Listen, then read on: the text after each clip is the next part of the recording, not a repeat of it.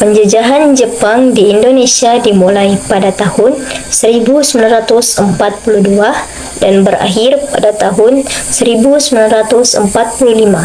Walaupun berlangsung singkat, penjajahan ini membawa dampak signifikan di berbagai bidang kehidupan, seperti di bidang politik.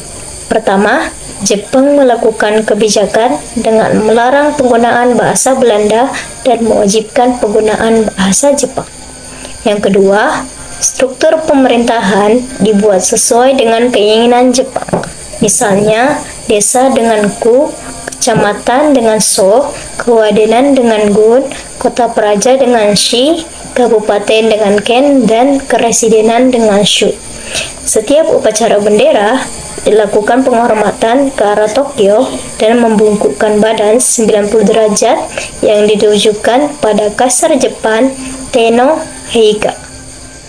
Yang keempat, membentuk pemerintahan militer dengan angkatan darat dan angkatan laut. Yang kelima, membentuk organisasi dengan maksud sebagai alat propaganda seperti Gerakan 3A dan Putra. Tetapi, gerakan tersebut gagal dan dimanfaatkan oleh kaum pergerakan sebagai wadah untuk pergerakan nasional. Oke, selanjutnya bidang sosial, budaya, dan ekonomi. 1. Untuk membiayai Perang Pasifik, Jepang mengerahkan semua tenaga kerja dari Indonesia. Mereka dikerahkan untuk membuat benteng-benteng pertahanan. Penyerahan tenaga kerja yang mulanya sukarela lama-lama menjadi paksaan desa-desa diwajibkan untuk menyiapkan sejumlah tenaga romusa. 2. Semua objek vital dan alat-alat produksi dikuasai Jepang dan diawasi sangat ketat. Pemerintah Jepang mengeluarkan peraturan untuk menjalankan perekonomian. Perkebunan diawasi dan dipegang sepenuhnya oleh pemerintah Jepang. Banyak perkebunan yang rusak dan diganti tanamannya. Untuk keperluan biaya peran rakyat dilarang menanam tebu dan membuat gula, diganti menanam pohon jarak untuk mengawasinya. Maka dibentuklah tonari bumi atau rukun tetangga. 3. Semua nama-nama kota yang menggunakan bahasa Belanda diganti dengan bahasa Indonesia, seperti Batavia menjadi Jakarta dan Buitenshof menjadi Bogor. 4. Untuk mengawasi karya para seniman agar tidak menyimpang dari tujuan Jepang, maka didirikanlah Pusat Kebudayaan pada tanggal 1 April 1943 di Jakarta yang bernama Kaimun Bunkasidoso. Bidang pendidikan. 1. Keadaan pendidikan di Indonesia. Selanjutnya, bidang pendidikan. 1. Keadaan pendidikan di Indonesia semakin memburuk. Pendidikan tingkat dasar hanya satu, yaitu pendidikan 6 tahun. Hal itu sebagai politik Jepang untuk memudahkan pengawasan. 2. Para pelajar wajib mempelajari bahasa Jepang. Mereka juga harus mempelajari adat istiadat Jepang dan lagu kebangsaan Jepang, Kimigayo, serta gerak badan sebelum pelajaran dimulai.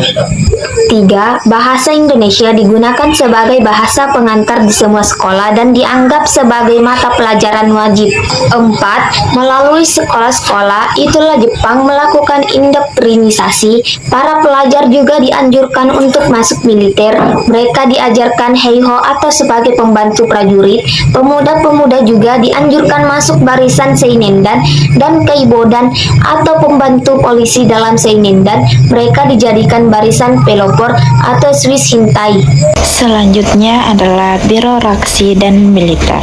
Yang pertama, dalam bidang birokrasi, dengan keluarannya Undang-Undang Dasar Nomor 27 tentang aturan pemerintah dasar dan Undang-Undang Nomor 28 tentang aturan pemerintahan Shu dan Tokobeshushi, maka berakhirlah pemerintahan. Sementara kedua aturan itu merupakan pelaksanaan struktur pemerintahan dengan datangnya tenaga sipil dari Jepang di Jawa.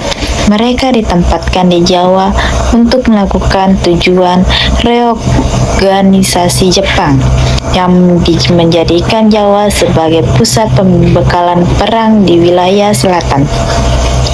Dan yang kedua, sesuai dengan undang-undang itu, seluruh kota di Jawa dan Madura kecuali Solo dan Yogyakarta dibagi atas Shi, Ken, Gu, Son, dan Ku.